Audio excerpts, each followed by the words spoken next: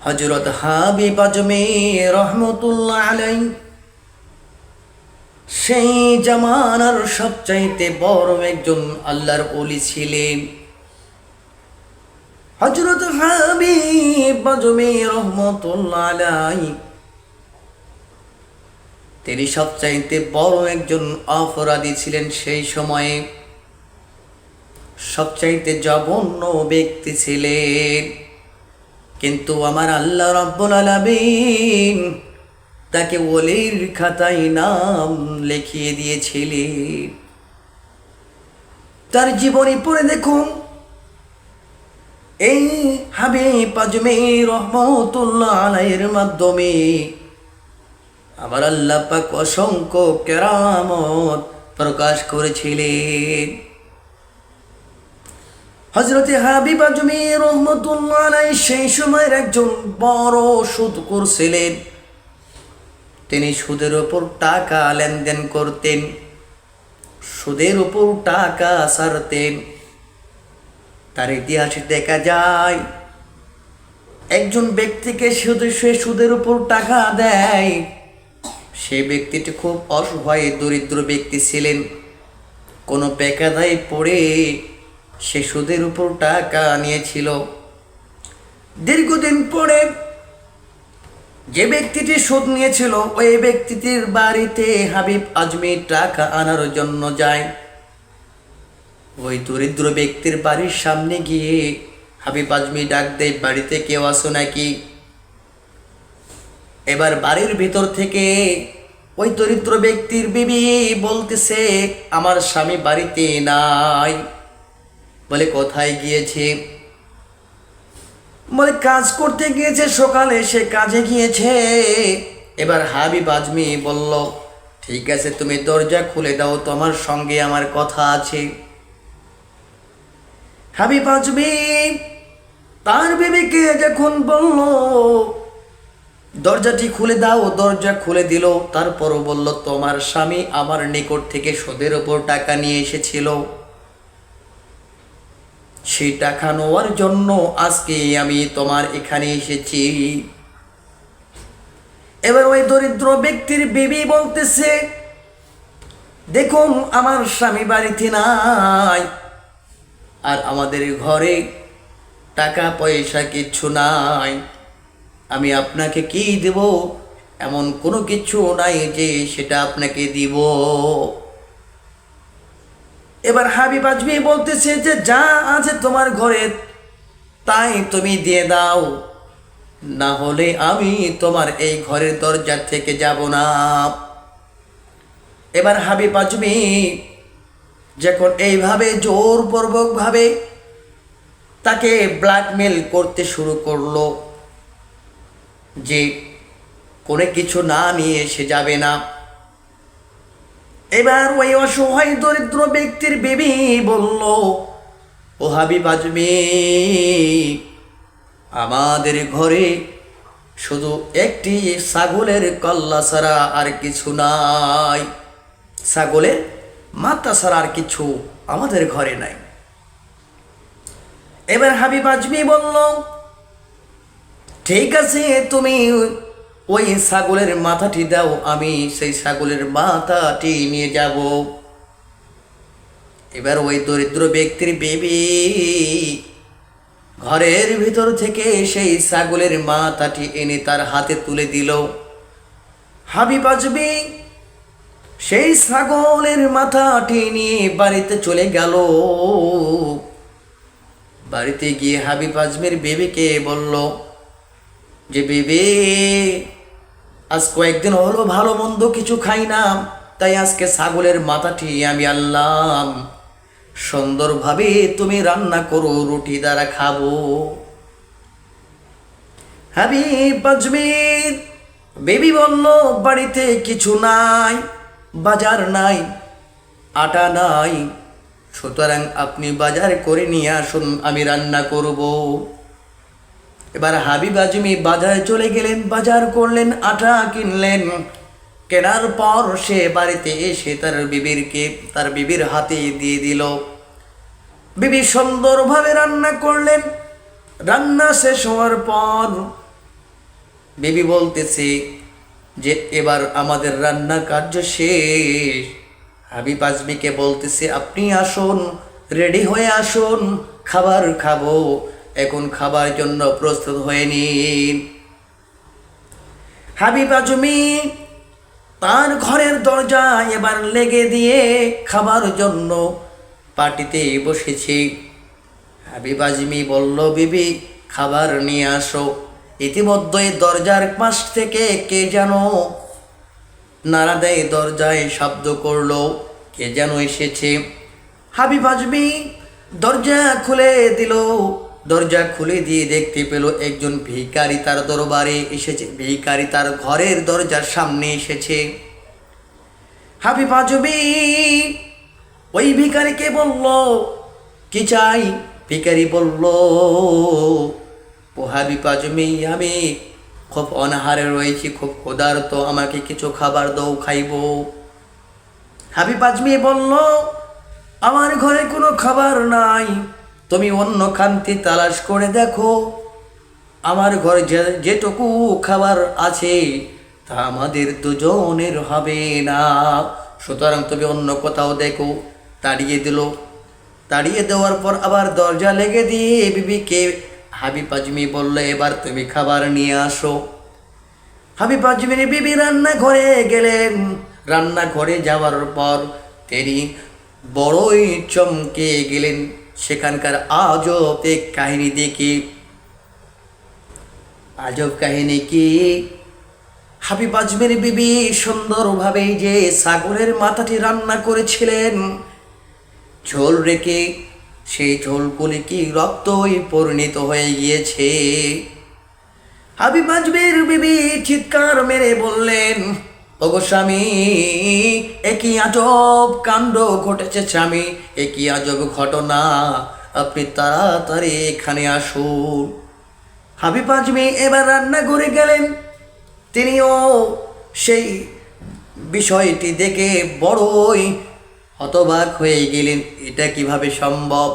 আমার বিবি এত সুন্দরভাবে তরকারি রান্না করলেন আমরা দেখলাম, কিন্তু হঠাৎ করে এই তরকারিটি পরিবর্তন হয়ে গেল কিভাবে?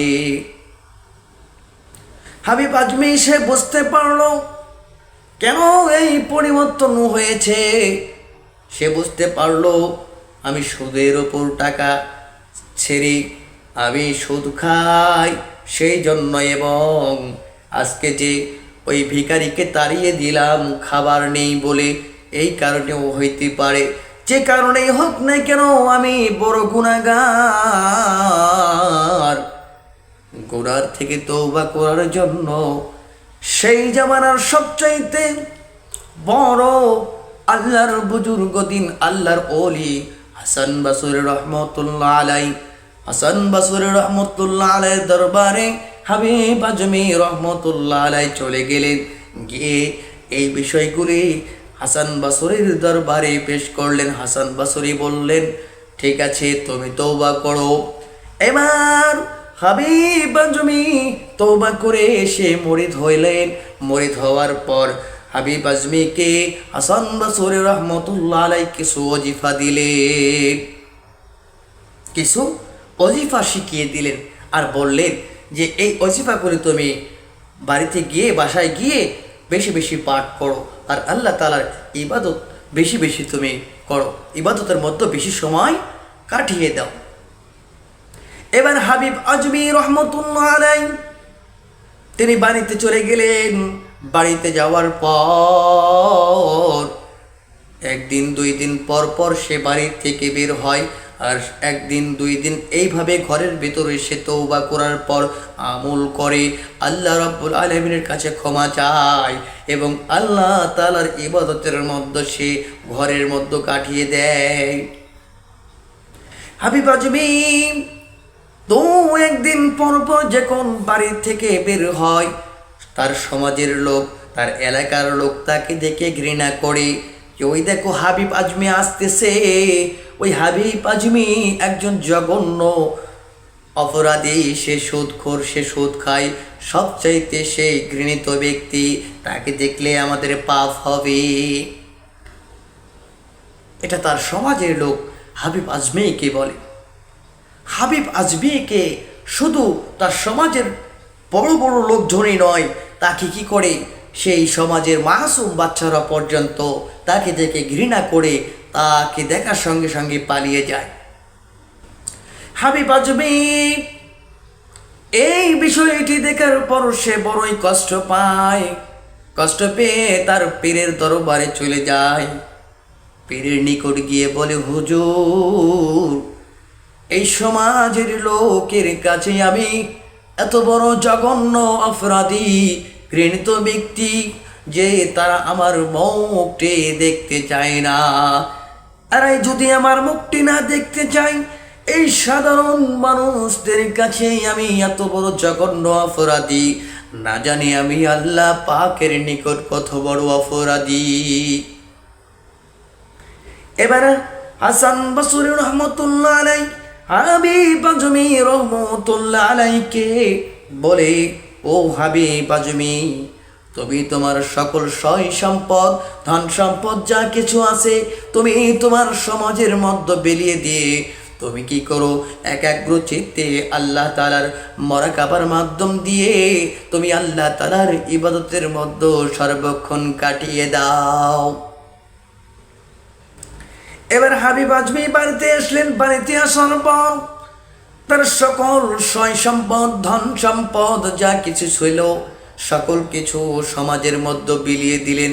অসহায় দরিদ্রদের মধ্যে বন্টন করে দিয়ে কথিত আছে যে তার পরনের একটি মাত্র পোশাক ছাড়া সকল কিছু সে এই সমাজের মধ্যে অসহায় দরিদ্রদের মধ্যে বিলিয়ে দিয়ে সে এক নদীর কিনারায় গিয়ে একটি কুঁড়েঘর তৈরি করে ওই কুঁড়েঘরের ভিতরে সে ইবাদতের মধ্যে সে দিনরাত কাটিয়ে দিত। হযরত হাবিব আজমি রহমতুল্লাহ আলাইহি 7 দিন 8 দিন 10 দিন এইভাবে ওই কুঁড়েঘরের মধ্যে আল্লাহ তাআলার ইবাদতের মধ্যে দিন কাটিয়ে দিতেন।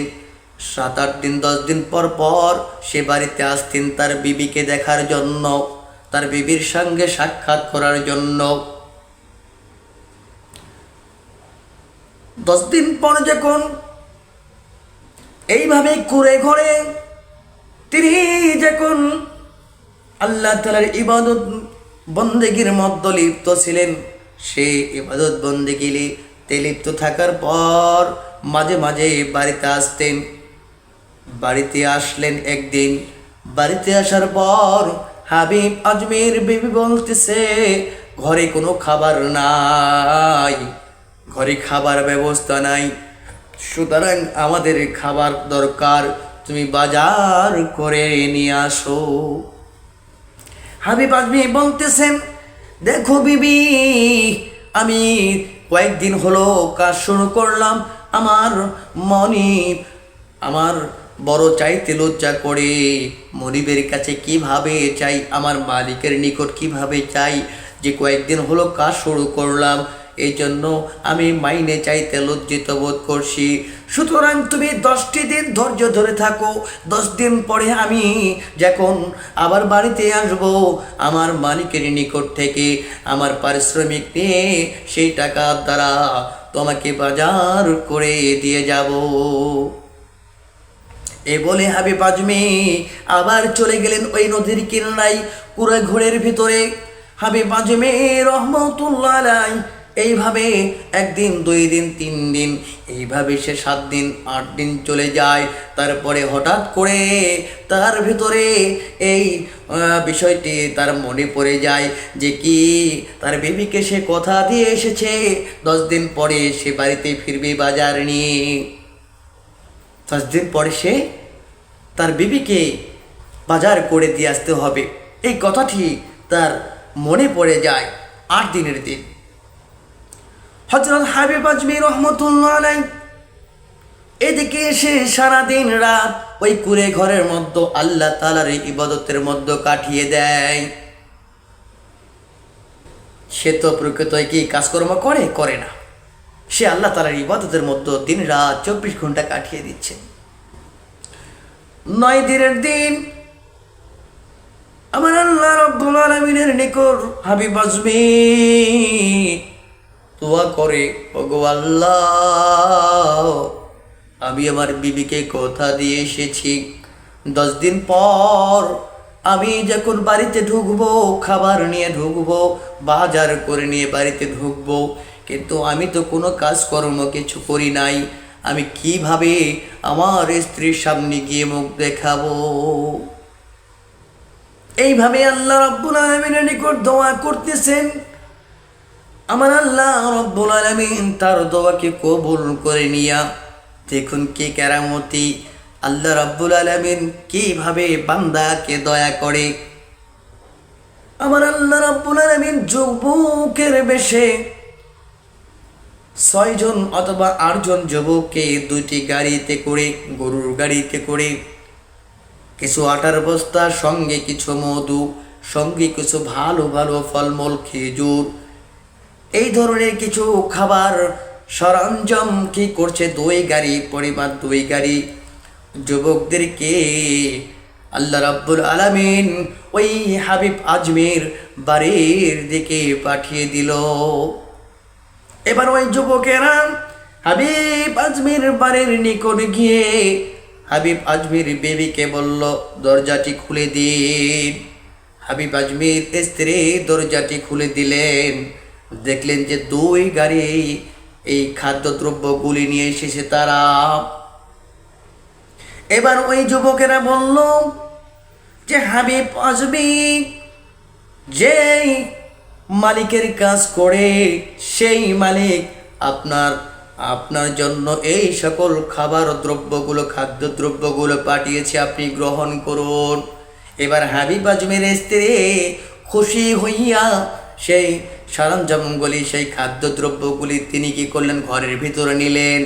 এবং 9 দিন এদিকে শেষ, 10 দিনের দিন হাবিব আজমি ওই কুড়ে ঘর থেকে সে দিকে দিকে তার বাড়ির দিকে রওনা হলেন। হযরতে হাবিব আজমি তার বাড়ির নিকট তার দরজার সামনে এসে মাথা নত করে নরম সুরে বলে, ও বিবি, দরজাটি খুলে দাও। এবার হাবিব আজমির স্ত্রী দরজাটি খুলে দিলেন। দরজাটি খুলে দেওয়ার পর দেখেন হাবিব আজমির নিচের দিকে হয়ে মাথাটি নত করে মাটির দিকে তাকিয়ে আছে। কি করবে সে তো খাবার নিতে পারে নাই, বাজার নিতে পারে নাই, এই জন্য সে লজ্জিত বোধ করছে। হাবিব আজমির স্ত্রী ওই দিকে খুব আনন্দিত, তার চোখের ভাষা, মুখের হাসি, তার কণ্ঠর ভিতরে আনন্দর প্রকাশ পাচ্ছে। হাবিব আজমি ঘরের ভিতরে ঢোকার পর হাবিব আজমি সুন্দর খাদ্য সামগ্রীর এই গন্ধগুলি তার নাকে এসে পৌঁছেছে। এবার হাবিব আজমি বলতেছে, ঘরের ভিতর থেকে এত সুন্দর মধুর ঘ্রাণ, এত সুন্দর খাবারের ঘ্রাণ আসতেছে।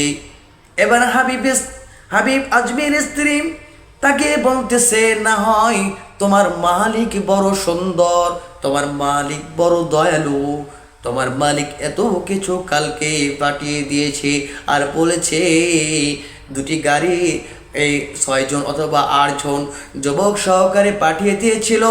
আর এই যুবকগুলি এসে বলল যে তোমার মালিক নাকি সকল কিছু পাঠিয়ে দিয়েছে। এবার হাবিব আজমি রহমতুল্লাহ আলাইহি তিনি কান্নার স্বরে বলতেছে, বিবি, আমার আর বুঝতে বাকি নাই, কোন ব্যক্তি যদি আল্লাহ রাব্বুল আলামিনের হয়ে যায়, আবার আল্লাহ রাব্বুল আলামিন তার হয়ে যায়।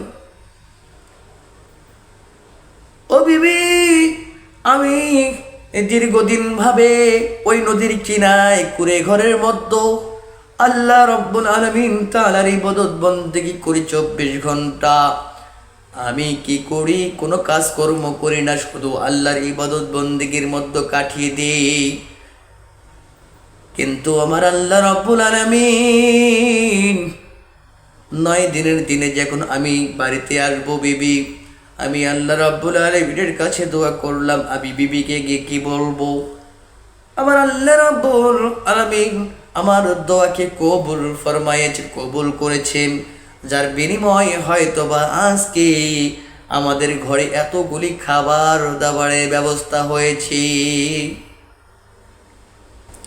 সুতরাং আমরা আজকে রিজিকের পেছনে ছুটছি, আজকে আমরা রিজিকের পেছনে ছোটাছুটি না করে যদি আল্লাহ রসুলের কোনো গরিব আর পেছনে ছোটাছুটি করি, হয়তোবা দেখবেন যে এই হাবিব আসবে রহমতুল্লাহ আলাইহির মতো আপনারও রেজেকের টেনশন করতে হবে না।